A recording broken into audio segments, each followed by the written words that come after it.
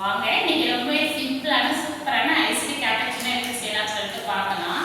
அதுக்கு ஃபர்ஸ்ட் வந்து 4 ஐஸ் கட்டியை வந்து நான் உள்ள போட்டிருக்கேன். அதுக்கப்புறம் கொஞ்சமாக சுகர் வந்து ஆட் பண்ணிக்கலாம். சுகர் வந்து நமக்கு தேவைக்கு ஏற்ற மாதிரி ஆட் பண்ணிக்கலாம். நான் இப்போ வந்து 2 ஸ்பூன் மட்டும் போடுறேன்.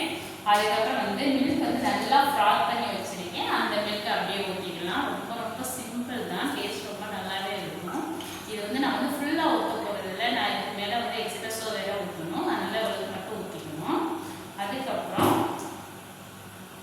நம்ம வந்து எக்ஸ்பிரஸோ எடுத்து வச்சுருக்கோம், அதை அப்படியே ஊற்றிக்குவோம்.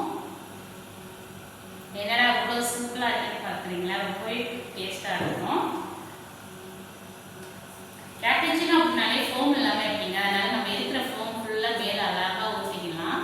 நிறைய ஃபோம் நமக்கு கிடைக்கும் மில்க்கு ஃப்ராத் பண்ணும்போது. அந்த ஃபோம் ஃபுல்லாக அழகாக ஊற்றிட்டோம் அப்படின்னா பார்க்குறது ரொம்பவே அட்டகாசமாக இருக்கும். இதுக்கு மேலே நம்ம என்ன வேணாலும் வச்சுக்கலாம். நம்ம பார்க்கறதுக்கு அழகாக வேணும் அப்படின்னா கொஞ்சம் சாக்லேட் சிரப் வேணால் லைட்டாக மேலே ஊற்றிக்கலாம். அவ்வளோதான், சிம்பிளாக ரெடி ஆயிடுச்சு.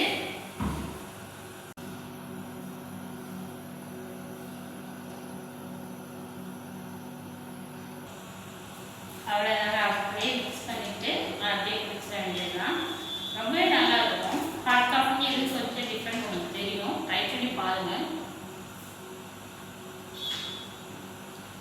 இது ஒரு டேஸ்ட்டாக ஆனால் சூப்பராக இருக்கும்.